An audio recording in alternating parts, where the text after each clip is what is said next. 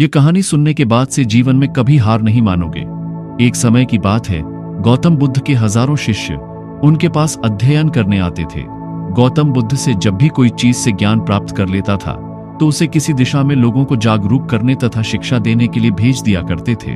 बुद्ध का एक शिष्य बुद्ध के आश्रम में लगभग 6 सालों से था।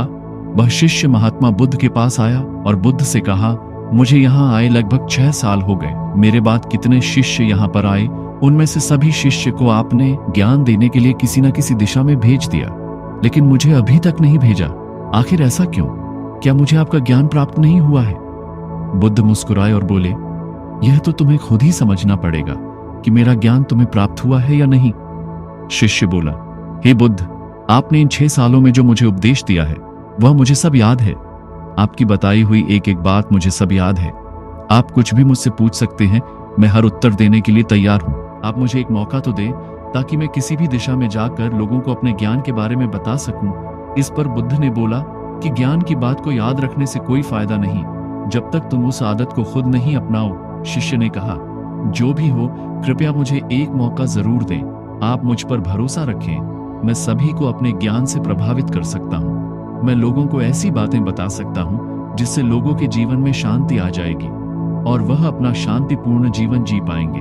तो फिर बुद्ध ने कहा, अभी तुम तैयार नहीं हो। जब तुम उसके लिए तैयार हो जाओगे तो फिर मैं तुम्हें खुद ही किसी दिशा में जाने के लिए बोल दूंगा। शिष्य ने कहा, क्या आपने मुझे इन 6 सालों में इतना भी ज्ञान नहीं दिया कि मैं किसी को प्रभावित ना कर पाऊं?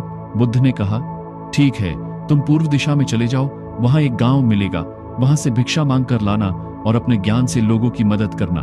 कल सुबह तुम वहां अकेले जाना और शाम में आकर मुझे बताना कि तुमने लोगों की सहायता कैसे की। शिष्य यह बात सुनकर बहुत खुश हुआ और आशीर्वाद लेकर चला गया। वो रात भर ज्ञान समेटता रहा और मन ही मन सोच रहा था कि मैं वहां ज्ञान का ऐसा छाप छोड़ूंगा कि वहां के लोगों के साथ बुद्ध भी मुझसे प्रभावित हो जाएंगे। सुबह उठकर वह महात्मा बुद्ध को प्रणाम करने गया। उन्हें प्रणाम कर वह पूर्व दिशा की तरफ निकल गया। शाम को जब वह वापस आया तो बुद्ध ने देखा कि शिष्य के माथे पर चोट लगी है और खून बह रहा है। बुद्ध ने उसे पट्टी की और पूछा, तुम्हें चोट कैसे लगी? शिष्य ने कहा, वहां के लोग बेहद ही दुष्ट हैं, उन्हें जरा भी बुद्धि नहीं है। मैं उस गांव में भिक्षा लेने गया पर किसी ने मुझे भिक्षा नहीं दी, सब मुझे वहां गालियां दे रहे थे। एक व्यक्ति ने भिक्षा तो दी थी लेकिन नीचे फेंक कर और कहा, इसे उठा लो। मैंने उन्हें काफी समझाया लेकिन मेरी बात सुनने को तैयार ही नहीं थे। उन्होंने मेरे साथ हाथापाई की जिससे मुझे चोट लग गई।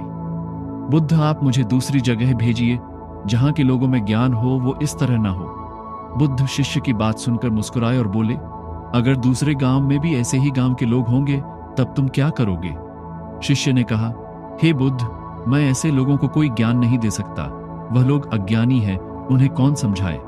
बुद्ध ने कहा, वह लोग अज्ञानी नहीं बल्कि ज्ञानी है। उनके पास बहुत ज्ञान है परंतु उनके पास खुद का ज्ञान है।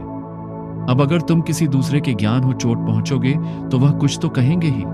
तुम्हें ऐसे लोग हर जगह मिलेंगे, तब तुम अपना ज्ञान उन्हें कैसे दोगे?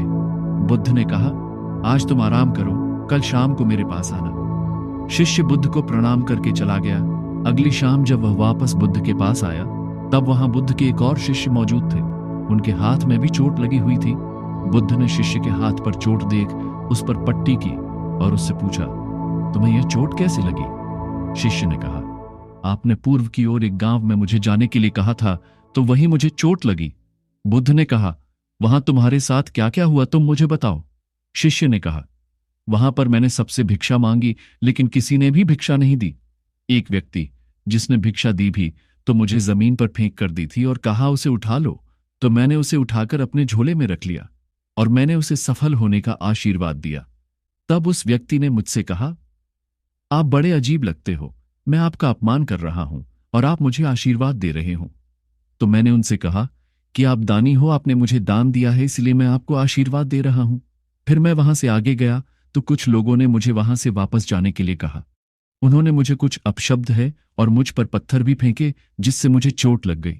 और जब मैं वापस आ रहा था तब रास्ते में मैंने एक मां को रोते हुए देखा। वह अपने बीमार बच्चे को लेकर चिंतित थी। मैं तुरंत जंगल से जाकर उसके लिए जड़ी बूटी लाया लेकिन वहां के कुछ लोग जड़ी बूटी देने नहीं दे रहे थे। फिर मैंने उनसे विनती की वह मुझे उस बच्चे का इलाज करने दे। उसके बाद वह जैसा कहेंगे मैं ठीक वैसा ही करूंगा। फिर जिस व्यक्ति ने मुझे भिक्षा दी थी उसने गांव वालों को समझाया। तब उन्होंने मुझे उस बच्चे को जड़ी बूटी लगाने दी। उसके कुछ देर बाद वह बच्चा ठीक हो गया। फिर गांव के जिन लोगों ने मुझसे अभद्र व्यवहार किए थे उन्होंने मुझसे माफी मांगी और धन्यवाद कहा। फिर मैं वहां से वापस आ गया। हे बुद्ध, मेरी आपसे एक विनती है। उस गांव के लोग बहुत भोले भाले हैं। क्या मैं रोज उसी गांव में जाकर भिक्षा मांग सकता हूं? ये सभी बातें पहला शिष्य खड़ा होकर बड़े ध्यान से सुन रहा था। उसने यह सुनते ही बुद्ध के चरणों में गिरकर कहा, हे बुद्ध, मैं समझ गया हूं कि अभी मैं उस लायक नहीं हुआ हूं कि मैं दूसरों को ज्ञान दे सकूं। बुद्ध ने कहा, हमें बाहर वैसे ही लोग दिखाई देते हैं जैसे हम अंदर से होते हैं। जब तक स्वयं को नहीं बदल सकते तब तक किसी को नहीं बदल सकते हैं। खुद में बदलाव लाना ही जरूरी है। अपने आप में बदलाव लाकर ही इस दुनिया को आप जीत सकते हो।